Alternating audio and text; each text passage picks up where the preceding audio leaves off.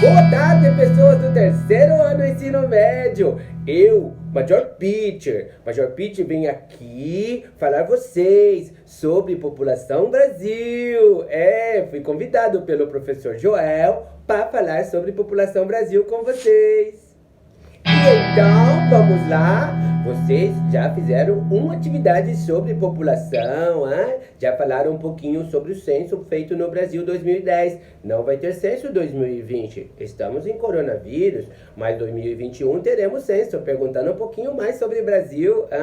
Eu sei muito pouco Brasil, mas um pouco estou aprendendo com vocês também. Aqui no livro de geografia, hein? A questão 1 fala sobre pirâmide etária. O que é pirâmide etária? Pirâmide etária mostrar quantas pessoas estão em faixa etária de crianças, quantas pessoas estão em faixa etária adulto, quantas pessoas estão em faixa etária idoso. Aí para você comparar a pirâmide da década de 80, 1980, para você comparar com pirâmide 2013. Qual diferença, qual semelhança de 2013 e 1980? Em 2080, população do Brasil bem jovem. Base de pirâmide indicava uma população com bastante criança, bastante jovem. Tinha uma população adulto, tinha pouquinho população idoso. Já na pirâmide de 2013, observa você, a base está menorzinha, né? Então nós temos população criança menor, população adulto bastante, população idoso menor.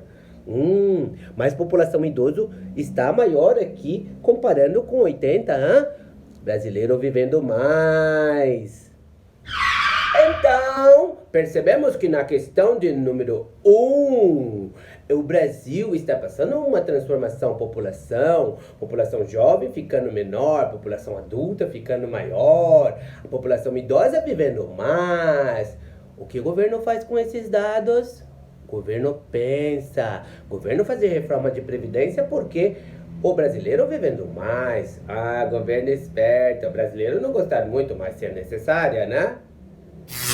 Questão número 2. E quanto ao gênero? Observando pirâmide, apenas o gênero. Mulher vermelhinho, homem azulzinho. O que podemos observar em relação a gênero?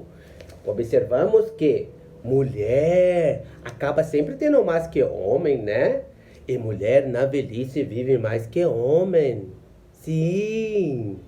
Olha só, o que acontece com o homem vive menos? Sim, o homem também morre mais. O homem morre muito mais que a mulher no decorrer da vida. Questão do número 3. Defina PA. População economicamente ativa. É isso aí. É uma população que está em idade de trabalhar. Dentro da população ativa, existe uma população ocupada e uma população desocupada. Questão de número 4. O que podemos chamar de população ocupada? População ocupada é toda aquela população que está exercendo uma função remunerado ou uma função sem remuneração, Mas é uma função, população ocupada.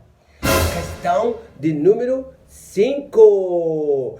Quem forma a população desocupada? Horas, população desocupada, aquelas que não têm emprego, mas estão em idade de trabalho. O Brasil pode trabalhar após 14 anos, como menor aprendiz. 16 anos, melhor aprendiz. 18 anos, pode trabalhar normal, sem regras. Até 60 anos, quando você pode aposentar. PDA, população não economicamente ativa. Faz parte pessoas idosas, faz parte de crianças, faz parte de pessoas que cuidam do lar. Pessoas que não são economicamente ativas, entende? Pergunta número 7. Segundo o PNAD de 2014, quantas pessoas estavam em idade de trabalho, hein? Estavam em idade de trabalho 105,8 milhões de pessoas no Brasil. Nossa, muita gente. Desses 105 milhões de pessoas, estavam trabalhando 67%. Então, o que podemos concluir disso, Ouras? Tem 105,8 milhões de pessoas em idade ativa, procurando emprego. Trabalhando 67. O que podemos concluir é, há um grande desemprego em Brasil. Sim, mais de 12 milhões de desempregados. Fora os que pararam de procurar emprego. Questão número 8.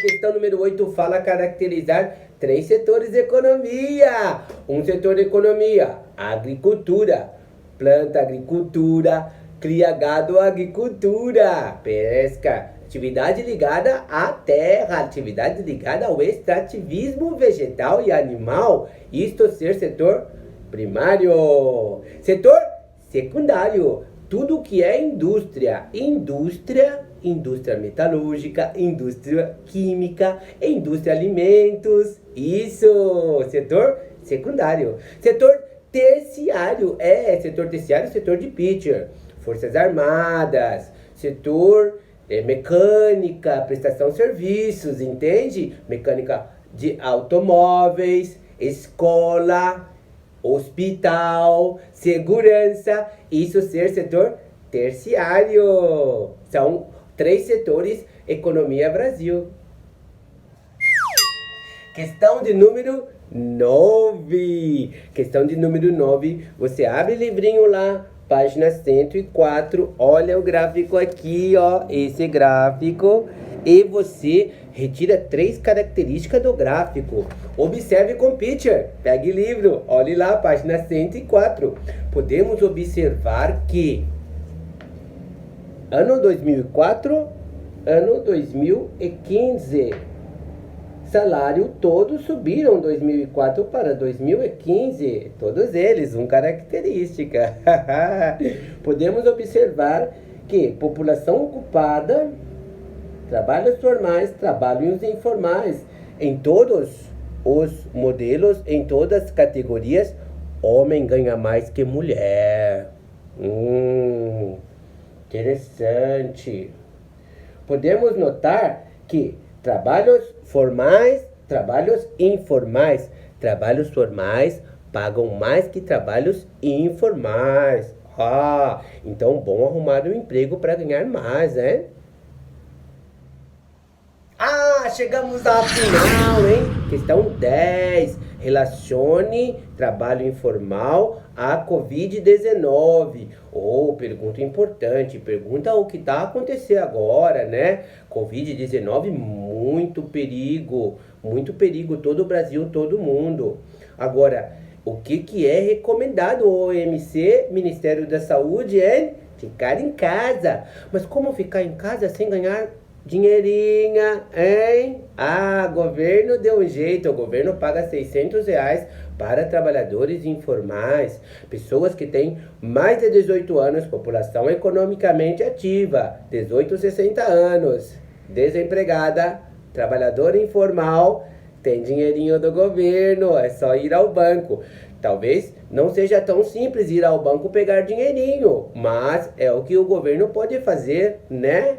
Muito difícil decidir entre dinheirinho e saúde e vida. Vamos decidir sempre pela vida das pessoas que nós amamos. É isso aí, amiguinha. Então ficamos por aqui. Espero tenham gostado do feature, hein? Corrigiu todas as questões. É isso aí. Vamos estudar em casa, ter cabeça desenvolvida. Para quando voltar a aula, tá tudo jóia. Boa tarde, alunos do terceiro ano do ensino médio. Estamos aqui para mais uma aula. Estamos aí seguindo o livro 3 de Geografia. Estamos no capítulo 9. Do capítulo 9, hoje eu vou passar a terceira atividade para vocês. Então, a terceira atividade de população.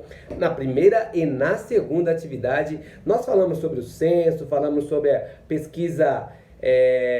a PNAD, né? Pesquisa Nacional por Amostra Domiciliar, falamos dessa PNAD contínua, aí vocês fizeram a correção lá com o Paco, agora fizeram a correção com o Pitcher, e agora eu vou passar atividade sobre população, atividade 3, para você entregar a semana que vem. Prontos? Vamos à explicação das questões. É isso aí, vamos então à questão de número 1. Questão de número 1, você vai abrir o seu livro 3, você vai abrir lá na página 105. Tem um texto, trabalho escravo e infantil. O que? Existe trabalho escravo no Brasil? Crianças podem trabalhar? Não! Pela Constituição de 88, crianças até 12 anos, que é considerado criança, não deve trabalhar. A pessoa nessa idade tem que estar na escola, tem que estar brincando. Mas no Brasil, tem crianças trabalhando? Sim, tem crianças trabalhando. E tem algumas trabalhando até de regime escravo, sem remuneração. Absurdo nós temos uma situação dessa em nosso país. Mas fazer o quê? São dados, são fatos, né? Eu quero que você leia o texto e que você fale como está a situação das crianças no Brasil e como deveria estar essa situação. Questão número 2. Quais são os 3 grupos básicos que compõem a população brasileira? A população brasileira, então, é composta por 3 grupos, né? Um deles, por exemplo, que já estava aqui em 1500, são os índios. Quais são os outros 2 grupos? É só isso. Lembrando que nós não falamos mais raça, nós falamos etnias. Raça é uma só, a raça humana. Questão de número 3. Quem são os caboclos, mulatos e cafusos? As coisas estão ficando confusas, hein?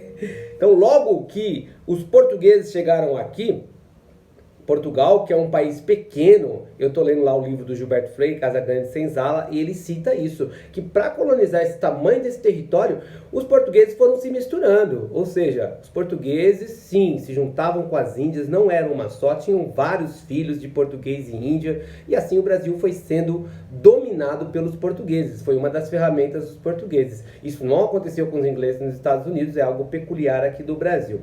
Mas dos filhos desses portugueses com as índias, nasceram os caboclos. E aí depois, para ajudar aqui na plantação de cana-de-açúcar, foram escravizados aí os negros africanos, e aí o português também teve relações com algumas africanas. E o que que nasceu aí desse português com essa africana?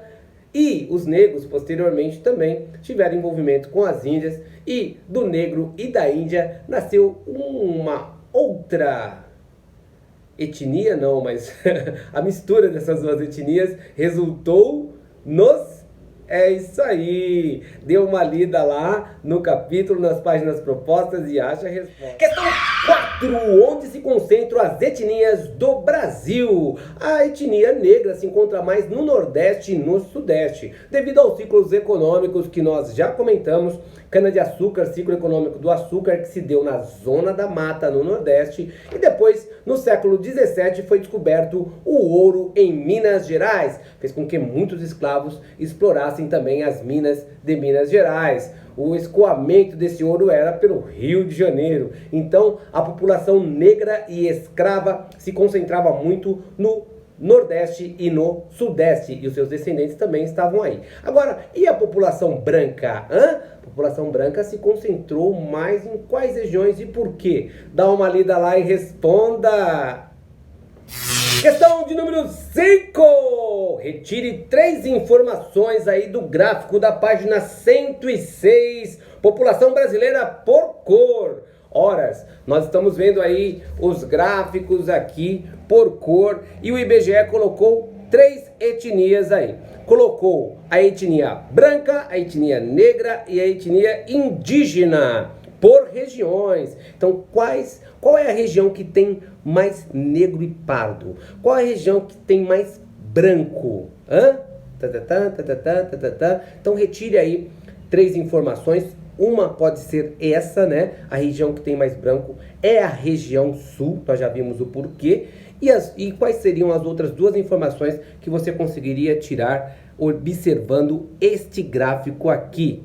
Faça a questão! O que é densidade demográfica? Então, densidade demográfica, a quantidade de pessoas que nós temos aí por quilômetro quadrado, né? Então, nós podemos ter alta ou baixa densidade demográfica. Por exemplo, o estado de São Paulo tem uma alta densidade demográfica porque é muita gente por quilômetro quadrado. Já o estado do Amazonas, poucas pessoas por quilômetro quadrado. Então, nós temos uma baixa densidade demográfica. Então, quais são os estados do Brasil que têm a maior densidade demográfica? Quais são os estados que têm as menores densidades demográficas? Dá uma olhada aí, responda para mim o seguinte: o que é densidade demográfica e qual é a densidade demográfica do Brasil? Se nós pegarmos o Brasil todo, quantas pessoas vão ter por quilômetro? Se fôssemos dividir o Brasil em partes iguais para cada habitante.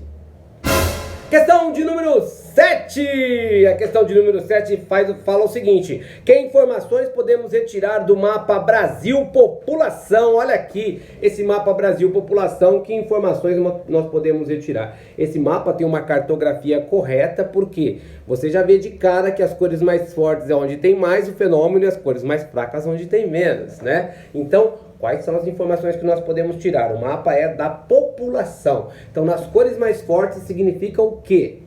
Cores mais fracas significa o quê? Onde estão as cores mais fortes? Estão próximas ou distantes do litoral? Pega essa linha aí e responde esta questão.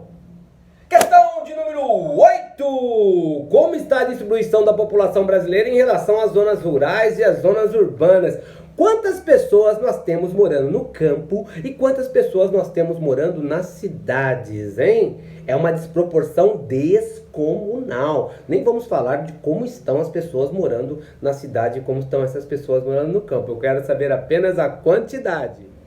Questão de número 9. Vamos lá então, estamos chegando ao final, hein? O que aconteceu com o salário das pessoas de 2009 para 2013? O salário aumentou, hein?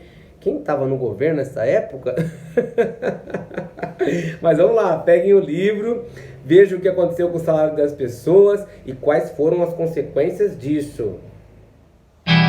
Presta atenção aí nesse sinal de porcentagem mais uma bolinha. Isso quer dizer por 1000. Quer dizer o seguinte: em relação à mortalidade infantil, em 2001, de cada 1000 crianças que nasciam, morriam 28,7 antes de completar 1 ano de idade. Já em 2004, de cada 1000 crianças que nasciam, morriam 14,4. Então, a taxa de mortalidade infantil baixou nesses anos. Isso é bom. É isso! Chegamos ao final então. Espero que vocês tenham gostado aí da explicação. Qualquer dúvida, coloque aqui no meu canal a sua dúvida, faça a sua pergunta, dê o seu like aí no vídeo para eu saber que você está acompanhando. Entre em contato comigo pelo chat lá do Teams, entre em contato comigo pelo Facebook, entre em contato comigo pelo WhatsApp. Eu estou à disposição para esclarecer as dúvidas de vocês. Época de coronavírus, fique em casa.